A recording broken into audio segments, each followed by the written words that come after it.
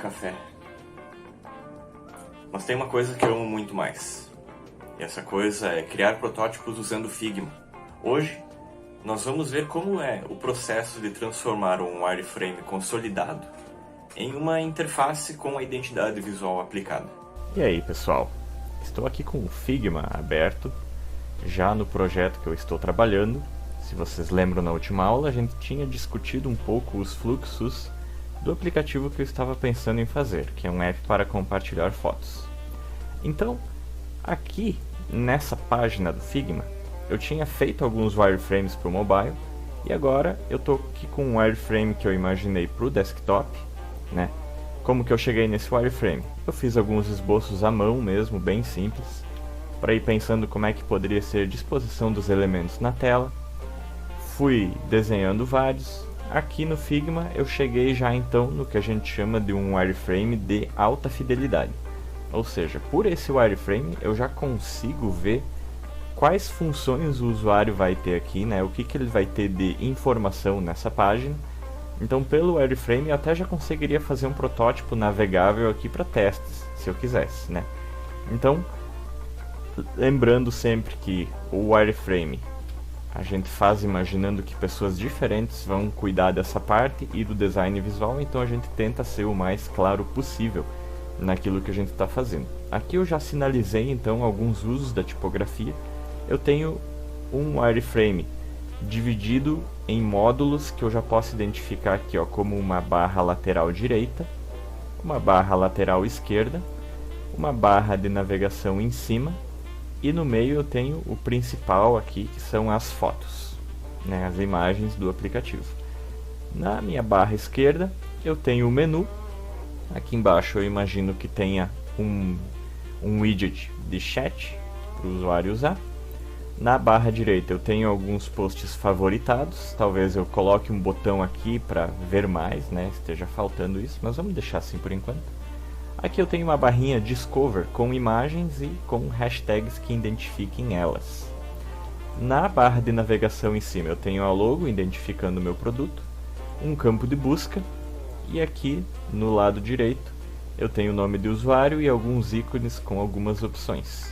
Na parte principal eu tenho simplesmente a foto postada por uma pessoa com localização e data, uma legenda e ícones provavelmente de favoritar e chat.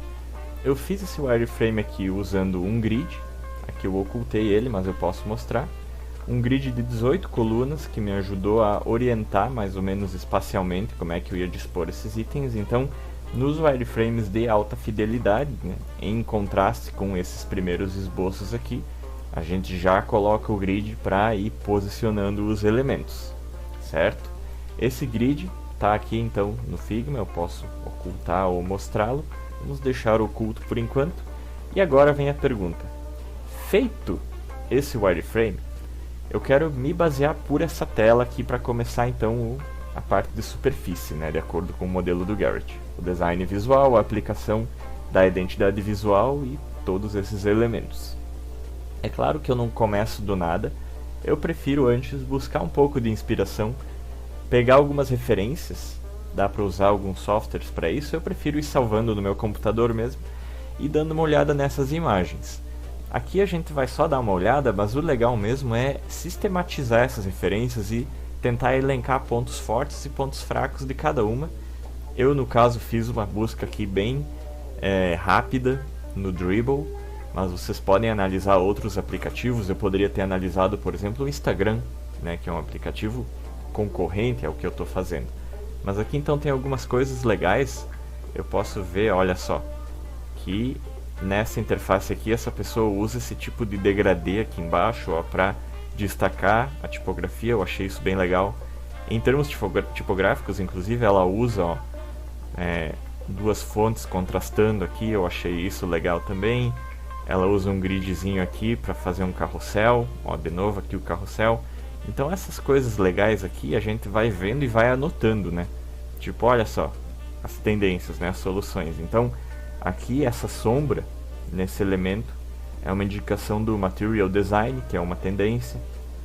Aqui eu posso ir vendo também outras coisas, o contraste tipográfico, certo? um uso aqui bem sóbrio das cores, coisas que já estão me agradando aqui, que eu com certeza vou querer aplicar no meu design. Aqui temos uma dashboard, esse aqui é um similar direto, né? É basicamente o que eu quero fazer também. Tenho aqui também o Material Design, sombras, então, olha só. Um menu parecido com o que eu quero, o uso de ícones aqui, várias coisas interessantes. Ou seja, uma coletânea de imagens aqui, similares diretos ou indiretos, que nos inspiram, né? Imagens que trazem elementos, características legais, úteis para aplicar no nosso layout. Olha essa aqui que interessante, ó, o uso da cor bem destacado, né? Uma interface aqui bem dinâmica, usando o espaço em branco. Olha só que interessante, aqui o menu aqui em cima, separado por um bom espaçamento, também é algo legal que essa pessoa está aplicando. Aqui temos uma interface bem, olha só, usando o Material Design de um jeito bem bacana, espaçando, ó, cada módulo, cada bloco, né?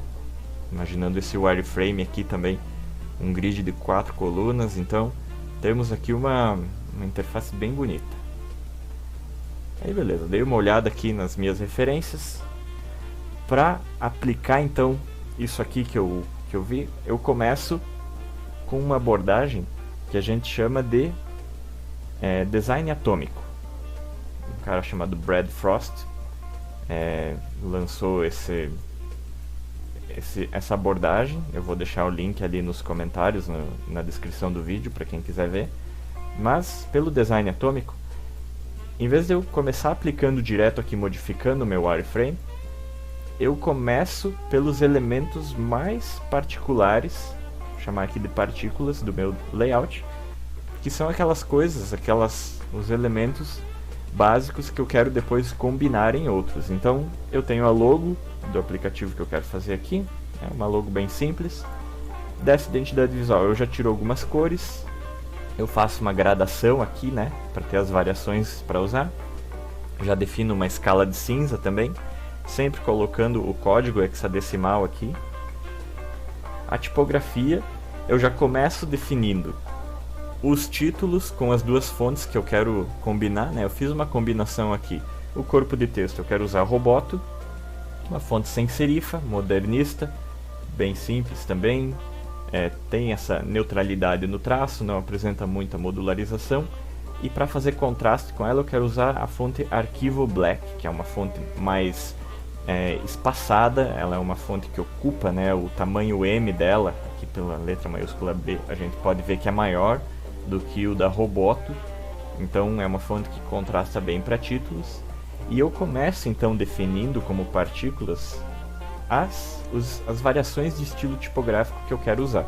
É claro que isso aqui é uma definição preliminar, eu provavelmente vou retornar a isso mais tarde, mas vocês podem reparar aqui que eu já tenho definido o corpo de texto em 3 tamanhos, um texto de destaque que eu posso usar como título ou como algum destaque padrão.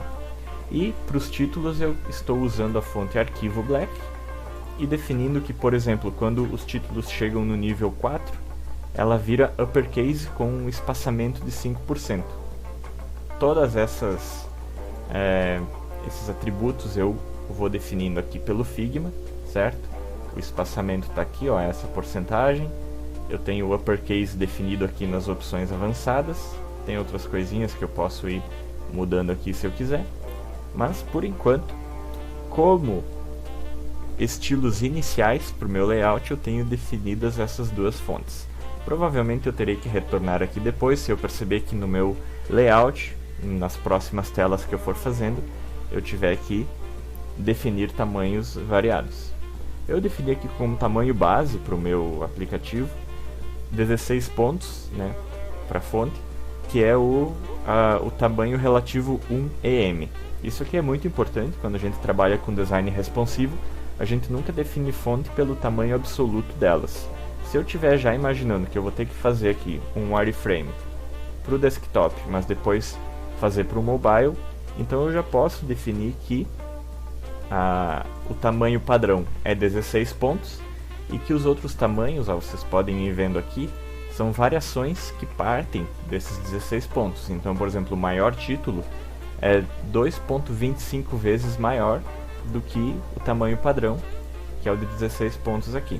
Isso funciona tanto para arquivo Black quanto para Roboto. Então está aqui o tamanho padrão da Roboto.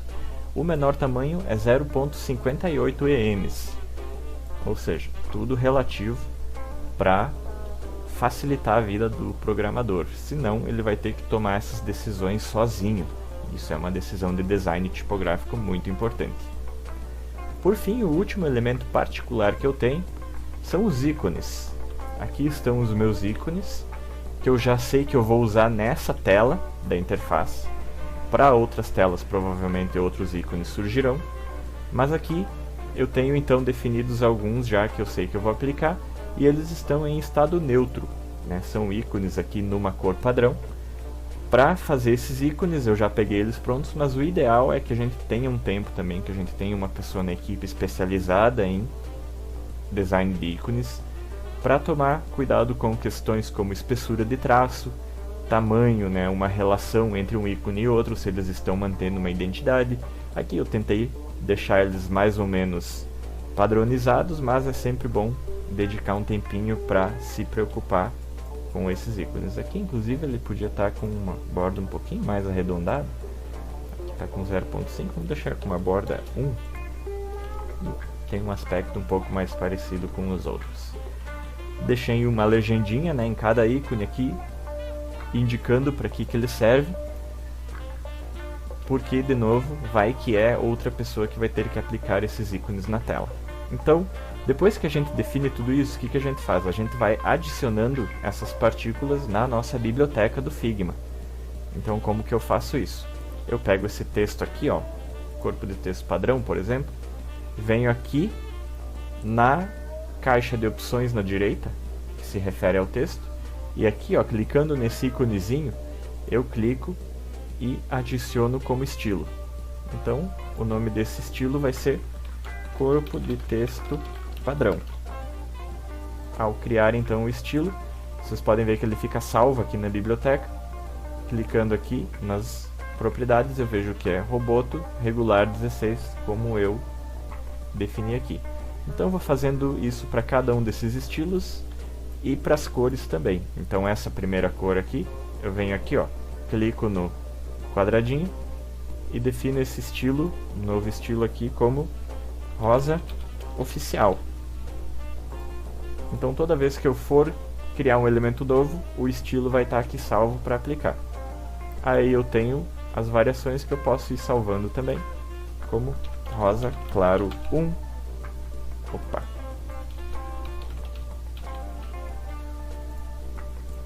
Esse aqui é o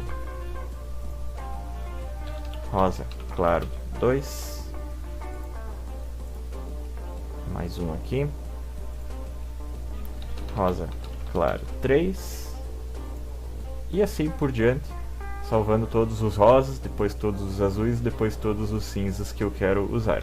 É claro que a gente vai ter mais cores depois, provavelmente um vermelho para algum alerta, um amarelinho para fazer o contraste com o azul, mas isso a gente vai definindo ao longo do design da superfície. Tendo os elementos iniciais das partículas definidos, a gente pode avançar para a próxima etapa do design atômico, que é a junção dessas partículas em moléculas, que é o que a gente vai ver no próximo vídeo.